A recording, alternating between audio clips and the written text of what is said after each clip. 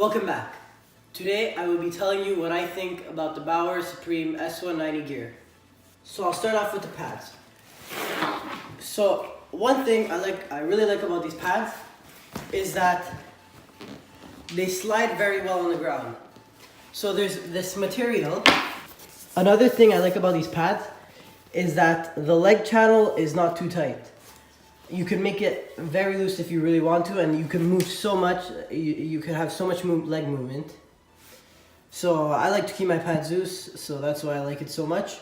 Because there's some pads that restrict your leg movement a little more. I bring down my knee strap down to the side because I find it opens up my knee and it's easier when I'm in the butterfly position. I like to be very loose when I play. Another thing that's great about these pads is the adjustable knee strap. So the adjustable knee strap, it's just this Velcro. This is great for the young people that are still growing. So you could just move the knee pad up and then down. For example, right now I have it at the highest. That's why next year I'm buying new pads because these are getting small on me. Another thing that's great about these pads is that they're very light. And the reason they're very light is because of every single strap on this pad is Velcro. There's not one leather strap that makes it heavy. Velcro, everything's Velcro. There's some pads that have all leather straps, and it just makes the pads very heavy. So moving on. Next, we've got the glove, part of the set, which I find that there's not many shots, there's barely any shots that when I get the puck to the palm, they hurt. Not many do that. So that's a good thing about this glove. But I think most of the gloves now that the palm is well protected.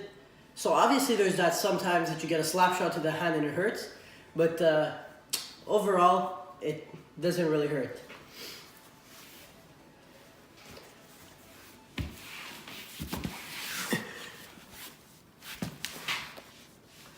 Another thing that's great about these gloves is that they easily, in a couple of seconds, you could completely open up the back of the hand and you could customize it the way you would like. Another thing that's great about this glove is that it doesn't restrict your hand movement. This easily goes up, so whenever you want to make a save and you have to make a quick wrist movement, very easy to do, not bothersome at all. Moving on, we've got the blocker, part of the set also. So one thing that I would change about this blocker is that there's a lot of times I get the puck to the finger whenever I put my stick to the ground and the puck's on the floor. Sometimes I get it on my finger and it really hurts a lot. So that's one thing I don't know how they would fix it. Not sure how they would fix it without restricting the stick movement when you're holding your stick, but it hurts a lot and that would like to be fixed. Other than that, I have no complaints. One thing that I find great is that this Velcro, I used to have it all the way, used to have it like this, and it kept on restricting. As you can see, it's very, you can't really bend it, so it kept on restricting my hand movement. So what I did was I put the Velcro at the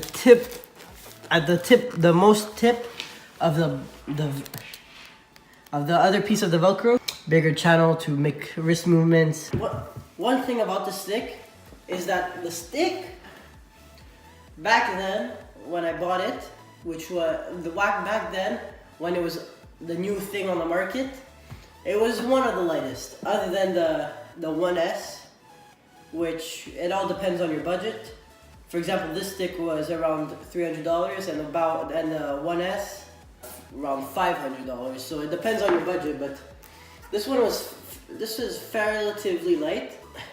Obviously it's a lot lighter than the wood sticks out there, but there's a lot of sticks lighter than this, but there's also a lot of sticks that are heavier than this. So I would say this is maybe in between. It's a good stick. As for the pricing of the pads, These pads were around $550, the plus tax, compared to the 160S, the S, whatever you want to pronounce it, S160, 160S, I pronounce it 160S. Pads, they were around 300 something plus tax, and then the 1S were around 2,000 plus tax. So it all depends on your budget and what you want to get. The glove was around 260 plus tax. The 1S was around 500 plus tax.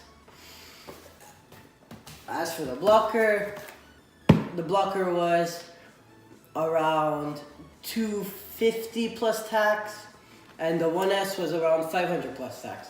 So if you don't want to spend too much money on goalie gear, I would definitely not get the 1S.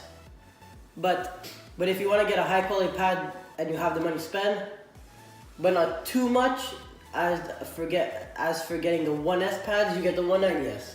But if you just want to get a pad, just play, whatever, you don't care about the advantages of having a higher quality pad, then you would go for the 160S pads.